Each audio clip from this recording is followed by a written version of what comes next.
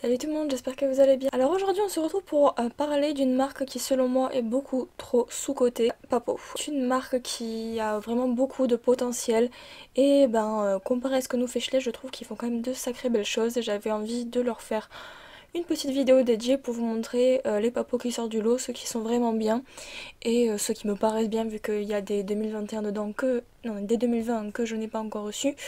D'ailleurs, je crois qu'ils nous ont pas dit ce qu'ils sortaient pour 2021, mais bon, les 2020 ont tellement mis de temps à sortir que, bon, on va pas leur demander tout de suite de voir et de connaître les 2021. Braillard d'ailleurs non plus, on ne sait pas quand est-ce qu'ils vont sortir, je pense que je vous en ferai une vidéo parce que moi aussi ça m'intéresse beaucoup. On va commencer tout de suite avec des chevaux scellés. Papou a fait quelques chevaux, oui, avec des selles, donc notamment celui-ci. Je le trouve assez sympathique, il a une crinière quadrillée de l'autre côté et la position est quand même assez bien. Même s'ils sont pas extrêmement détaillés, ce sont quand même des figurines de qualité, de marque française en plus, je trouve que c'est bien de le préciser. Ils ont une bonne qualité, même si en soi ils sont pas autant détaillés qu'on pourrait l'espérer, mais c'est quand même pas si mal que ça. On a aussi cet ensemble qui va sortir, qui était censé sortir cette année je crois, et que j'attends toujours désespérément parce que le cheval a l'air magnifique et la cavalière aussi. C'est un ensemble très original et on n'a pas l'habitude de voir très souvent ce genre de position. On a aussi par exemple ce comtois, je crois que c'est un comtois, je sais plus, que je trouve vraiment magnifique parce que c'est très rare de voir des chevaux de trait en mouvement. Ouais, ça vraiment, je leur accorde, ils ont vraiment beaucoup d'originalité. Ils ont également fait des sets de concours comme ceux-là qui sont vraiment très bien aussi. Certes, on ne peut pas retirer les équipements sur ces chevaux qui sont déjà scellés, mais je trouve que c'est quand même très original de les avoir fait, puis ça nous fait de belles occasions d'avoir des drastiques et de nouveaux cavaliers, et ça, c'est pas dommage. On a cette petite jument que je drastique et que je conga line aussi. Je ne sais pas si c'est un verbe. Est-ce qu'on peut dire que c'est un verbe aujourd'hui? Je ne sais pas. C'est une jument qui est vraiment très jolie. Il y a un bon mouvement. Elle tient debout aussi, c'est déjà pas mal. Et je trouve qu'elle a quand même beaucoup de charme. On a aussi la jument islandaise, ou la jument ou le talon islandais, je ne sais plus, mais que j'aime vraiment beaucoup aussi. Il a une super petite position. Le seul problème c'est que c'est compliqué de lui mettre une cavalière sur le dos, ou un cavalier bien sûr, parce qu'il a la crinière qui lui tombe vraiment pratiquement au milieu du dos. Ensuite cette jument qui serait parfaite pour une petite jument d'attelage, celle-ci vraiment elle fait vraiment très réaliste.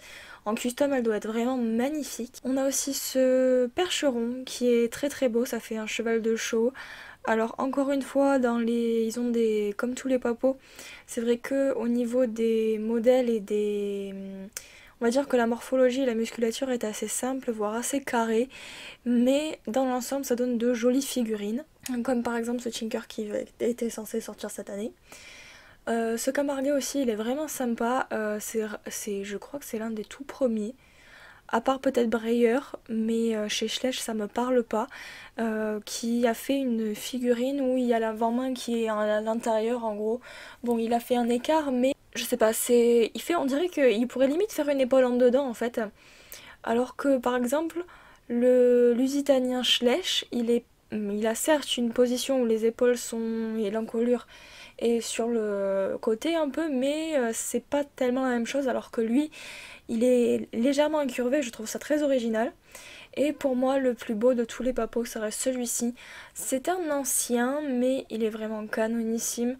Je crois que j'en avais quelques-uns en body et j'aimerais bien m'en retrouver parce que lui, c'est une bombe quoi, tout simplement. Alors il a un espèce de... On dirait qu'il a les côtes légèrement... comment dire? On dirait qu'il y a un problème au niveau des côtes, mais je pense que c'est la position qui fait que ça les tire. Mais c'est un cheval qui a beaucoup de dynamisme et que j'aime vraiment beaucoup, je vous le conseille énormément. Papo, c'est certes une marque au niveau des chevaux qui est pas hyper réaliste, mais il y a énormément de superbes animaux sauvages. Ils font aussi de belles choses côté équitation, il y a de très beaux obstacles aussi qui sont sortis.